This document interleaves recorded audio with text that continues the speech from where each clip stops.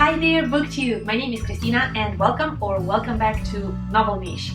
Today I'm here with a special video because it's my birthday book haul. And as you know, it's a major event for me since this year I put on myself a book buying ban so that I was able to buy books only around my birthday, Christmas, and eventually if I traveled somewhere then I'm allowed to buy a book or a couple of books there. But these are the 3 moments when I'm allowed to buy books. Actually, I kind of slipped because in this book haul you will see both books that I bought for myself for my birthday, that was yesterday, and my books that I bought a month prior because near my workplace a new bookstore opened and it was a bookstore of used books and new books, so I just had to support a business and buy some books, but I decided to count them as books for my birthday, so that's the reason why they're all included in here in one big stack.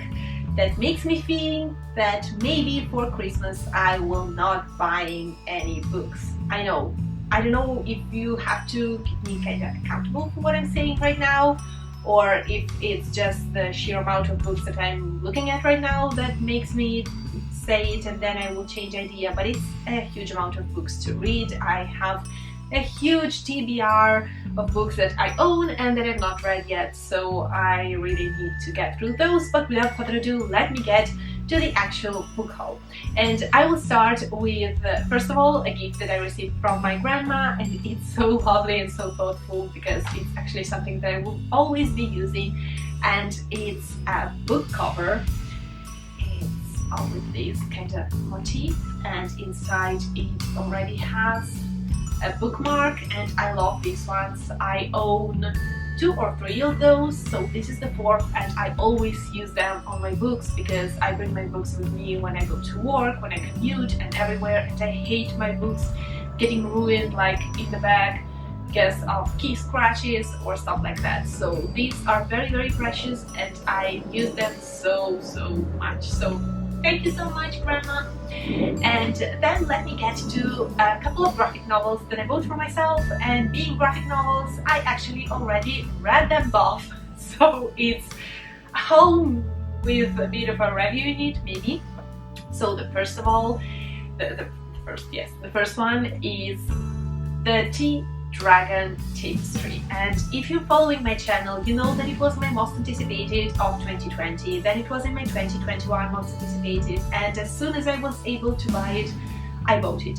It's the 3rd one in a trilogy for now of graphic novels set in this magical world in which there are tea dragons. I'm a huge tea lover and I'm a fantasy lover, so when you put those 2 things together, it's already amazing. Plus the illustrations are just lovely and whimsical and with these warm tones, and the drawings are just beautiful, and it gives you such a warm and fuzzy and nostalgic feeling. I don't know how to describe it, but it's like coming back home and just lighting a fire and putting yourself in a blanket and the most comfortable clothes and meeting an old friend. That's the feeling that I have. I don't know if you can see me right now because I see myself and I'm looking like Galadriel, like when she's all light up from inside of her because of her inner light. That's how I see myself right now. I cannot see my face literally, so I hope that you can see something. But this book, absolutely recommend it. 5 out of 5 stars, like the whole trilogy. If you want something beautiful, something meaningful, and just warm and lovely, go for it. It's perfect for children, like not the youngest of children maybe, but for children, for teens, for adults, for elderly people, just for everyone. And mainly for tea lovers. They will appreciate it like with an extra bit of empathy and love, so go for it. And the second one, with a very similar tone for certain aspects, and I believe that the 2 authors of these graphic novels are friends, or at least they kind of worked together at a certain point, because some of the beings inside here are very similar to some of the drawings inside the other graphic novel. And it's Seance Tea Party by Raymena Ye, or Ye, I'm not sure. And this is a graphic novel that has a form of a paperback. Inside it's fully colored and illustrated, and it has again some warm tones but also some cold ones, because this story is so lovely and meaningful and perfect for both children and adults again, because according to your position in life you will see different things in this story, I believe. So this is one that I will cherish and reread in the future, because we're following a young girl who is going through that age when each one of her friends is kind of growing up and developing these different interests, and she's feeling like left behind in her own imaginary world. And she suddenly meets her imaginary friend from when she was a child, this girl who apparently is a ghost, and everything starts from there. And this is a story about growing up, growing old, getting old, staying old, and becoming your own person, and letting go, and a lot of meaningful things. And I think that it's a lovely one that again I will reread for sure in the future. It gave me major autumn vibes, even if it goes throughout a year, but still, this is something that I definitely recommend. It's lovely, a bit emotional, just the perfect bit of each and every feeling, so go for it. If you've never heard about it, I highly suggest it. Next section is all about non-fiction, because you know me, I love to sprinkle my TBR with a bit of non-fiction here and there. I love non-fiction. I think that it's entertaining and amazing, the amount of things that you can learn from reading non-fiction, and often they're funny, they're insightful, so I went for it. The first one that I want to show you is not exactly a non-fiction, but I don't know how to classify it, because it's somewhere halfway in between a guide and non-fiction and just a simple, oh my god, the word, would you write, journal kind of notebook is better probably. And it is Noto by Stefania Vitti, and it's an Italian writer.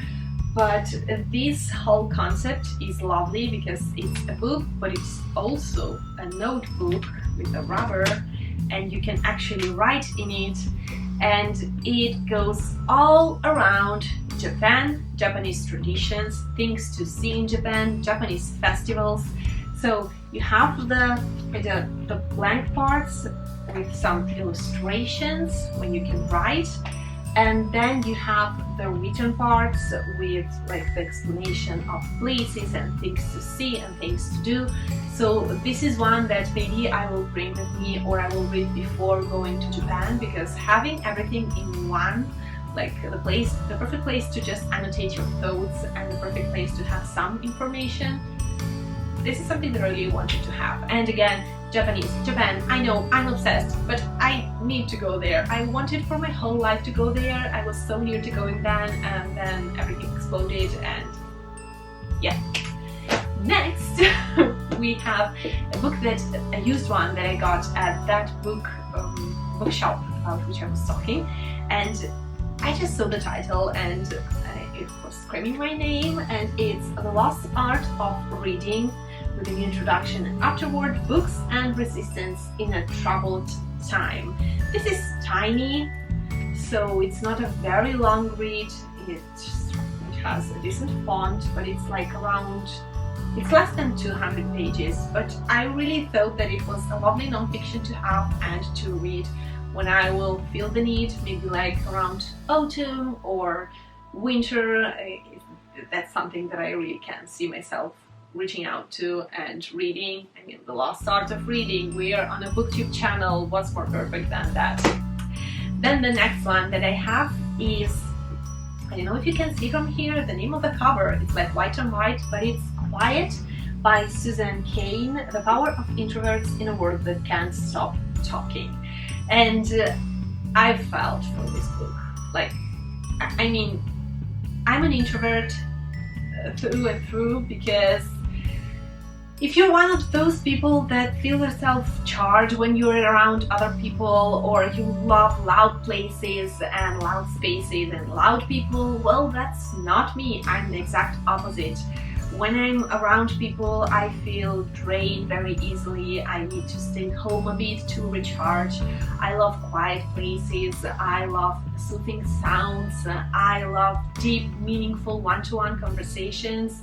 And I really struggle in a big group of people to make myself heard. So this is a book that really resonated with me. I really want to give it a try. I mean, over 2 million copies sold. This means something. So probably this is a book which content will be interesting for me. It's written in an extra small font. I don't know why. But this is something that I will probably give a chance to, and I saw this one as a recommendation on Jen Im's channel, and she's a YouTuber that, a lifestyle, I would say, YouTuber that I love to follow, and she sometimes speaks about books. She has a book club, and this is a book that she talked about quite a lot, so I was interested and I picked it up, and again, it really resonated with me and my personality, so I will see what I will discover from this one. And the next that we have here is completely different, bold colors, bold title, and it's Mad and Bad, Real Heroines of the Regency Era by Bea Koch, or Koch, not sure about it. The cover is amazing. It's a little bit tinier than I thought. I imagined it to be a little bit bigger, but it has illustrations in it and some photos and some paintings, and it is actually about 4 different Regency era heroines who are mad and bad apparently, and I'm all in for it. What it says here on the back is that there were many compelling women who don't fit history books' limited perception of what was historically accurate for the period. Mad and Bad reveals the standard-breaking women of Regency who lived life on their own terms. And I'm all for it.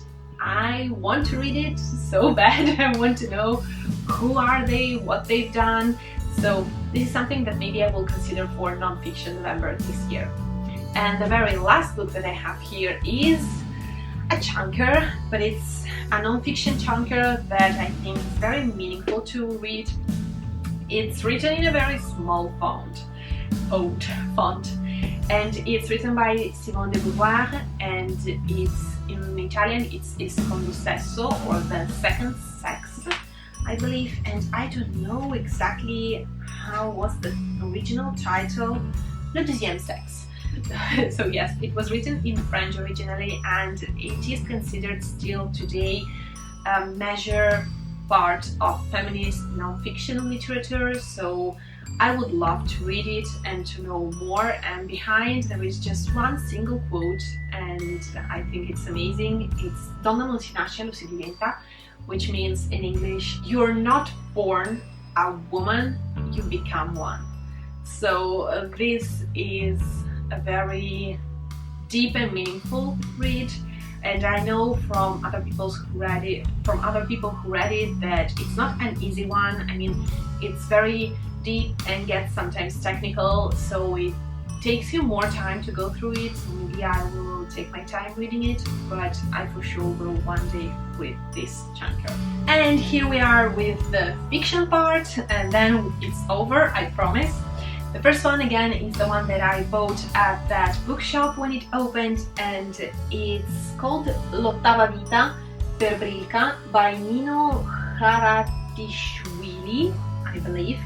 And I think that it was originally written in German. Yes, it was Das achte Leben in German, and it is a chunker. Again, it's more than 1,100 pages. So yeah, it is a chunker, and it's a family saga. And the reason why I decided to get this one is that it starts with the fact that this family, the Joshi family, owes its fortune and misfortune to its secret chocolate recipe. And apparently this family saga goes through a lot of different places, like St. Petersburg, then Tbilisi in Georgia, then it moves to maybe to Germany and throughout Europe. So I think that it's an amazing family historical saga. So when I will be in the mood, this is probably the perfect one again for autumn or winter, I believe.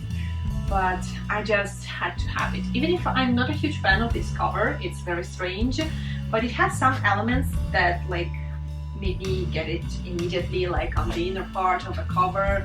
If you've been, or if you are Russian, or if you've been there, like you for sure know who these two are, for example. Like, and there are other references like him who was the bear representing the Olympic Games, and a lot of other little things. So I think that I will enjoy this one.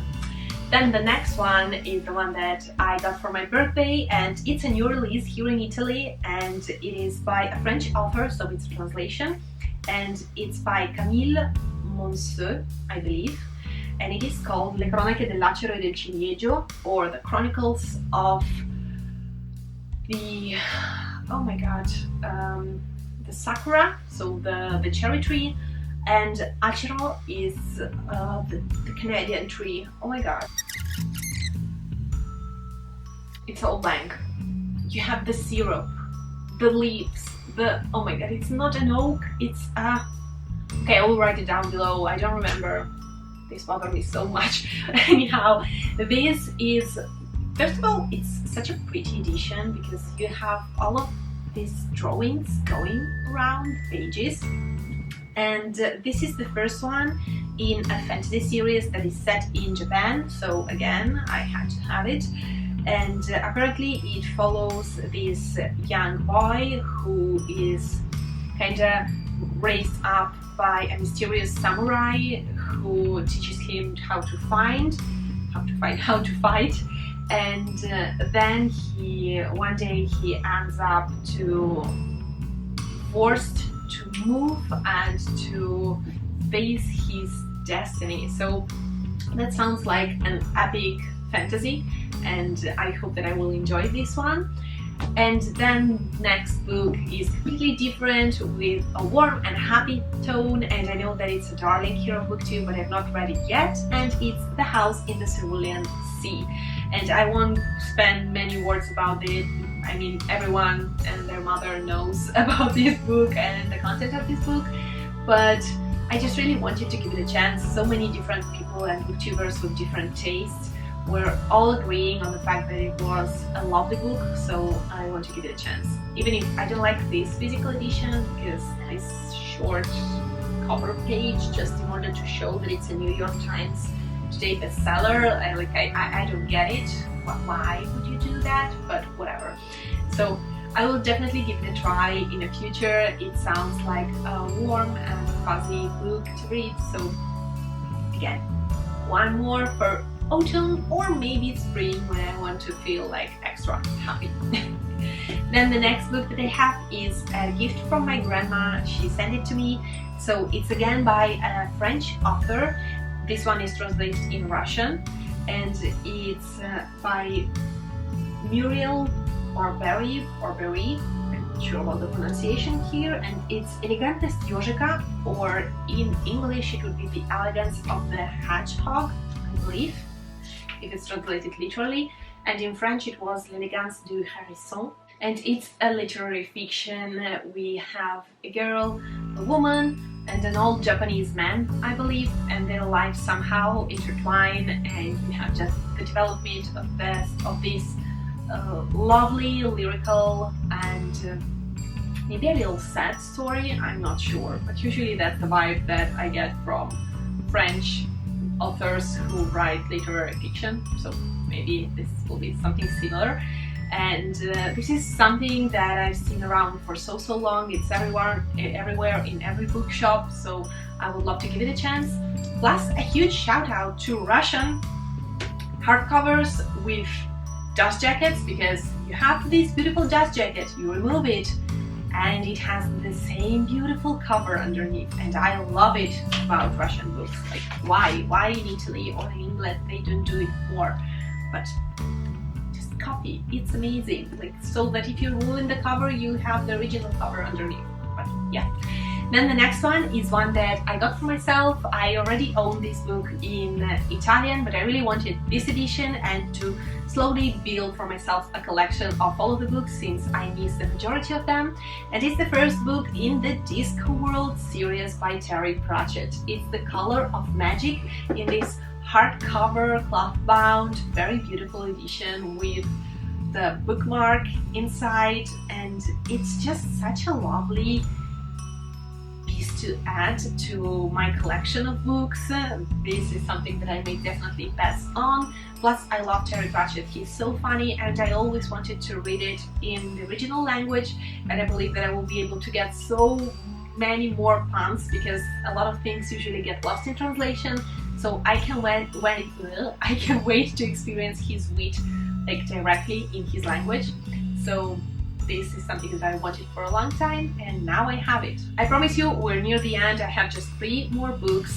The first one is a fantasy book. It was a new release in 2020. It was something that I was highly anticipating. And even if when I went through all of the books and I was like deleting the ones in which I weren't interested anymore, this stage, because the concept is just fascinating to me. It's set in an Arctic setting, I believe in the frigid north, and it is Below by Alexandra Warwick. It's the first one in a trilogy, I believe. I expected it to be a bit bigger for no reason, but it's not that big. And you have a monster who steals faces, and he steals the face of the sister, I believe, from what I remember, of the protagonist, but maybe I'm not correct. So it really kept me interested for no reason whatsoever, but at the end I decided to buy it because if I'm still interested, it means that I really want to know what's going on with this story, so I hope that I will enjoy it.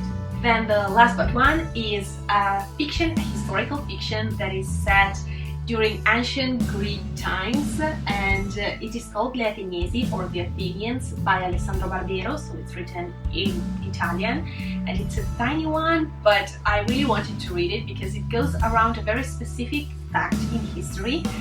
So we have Athenians and Spartans who are fighting each other, and 2 women, one on one side and the other on the other side, decide to start this women's strike against men. So it's kind of a sex strike because they're sick and tired of war, of seeing their children go to war and not returning back. And so this is something that this book covers, I believe, and it always made me laugh and made me somehow proud, and I know that it's stupid, but somehow proud that women finally decided to stand their ground and to say, even in this kind of silly way, to say, no, our voice matters, now you have to listen to us.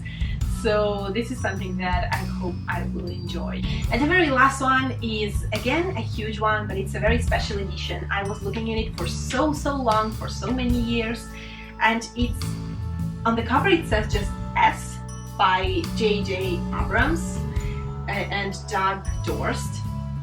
And this is this very special edition of the book. This is one of those books in which you have multiple stories because this part was sealed. I opened it and you have inside this old-fashioned looking book. Here you have the stamp as if it's from a library. It is cloth bound and very antique looking. Here it says La nave di Teseo, so Teseo's ship, and Theseus ship, and I'm not sure how it was translated in English right now, but this book inside is full of elements that you can look at. Plus you have this kind of triple story because you have the book, you have some blue notes, some red notes, some green notes, and so on, and so you have a story within a story within a story. It's like if you were getting this book from a library and you read both the story of the book and the story of the people annotating it, and I think that it's mind-blowing. I know that it has very mixed reviews, but I never read a book with this kind of concept, so I just went for it. I want to experience this. It will be mind-blowing, I believe, or at least a different experience of reading. So this is it. It was huge. It took so much time. I don't know. Thank you so much for being with me till here. Let me know down below if you've ever read any of these books or if you're interested in them. And I will see you very soon in my next video. Bye! Ciao!